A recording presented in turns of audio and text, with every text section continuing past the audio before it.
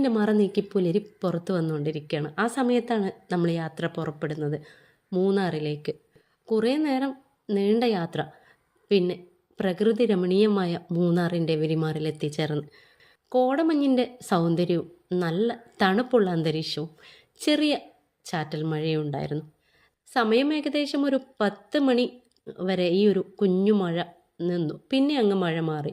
ആ ഒരു സമയത്തായിരുന്നു ഞങ്ങൾ മൂന്നാറിൻ്റെ ഹൃദയഭംഗി ആസ്വദിക്കാൻ വേണ്ടിയിട്ട് പുറത്തിറങ്ങിയത് കേട്ടോ. മിണ്ടിയും പറഞ്ഞും പഴയ കാലത്തെ ഓരോരോ അനുഭവങ്ങൾ പങ്കുവെച്ചും ചിരിച്ചും സന്തോഷിച്ചും ഒക്കെ ആ ഒരു ദിവസം ഞങ്ങൾ സന്തോഷമാക്കി മാറ്റി. നല്ല തണുപ്പത്ത് ആവി പറക്കുന്ന കട്ടൻ ചായയും അതുപോലെ പ്രകൃതി രമണീയതയും ഒക്കെ കണ്ട് അടിപൊളി റിസോർട്ടിൻ്റെ വൈബും തേയിലത്തോട്ടങ്ങളുടെ സൗന്ദര്യമൊക്കെ ആസ്വദിച്ച് മതിയായിട്ടില്ല. 2 ദിവസം കഴിഞ്ഞ് മക്കൾക്ക് സ്കൂളുള്ളതല്ലേ നമ്മൾ തിരിച്ചു പോന്നു.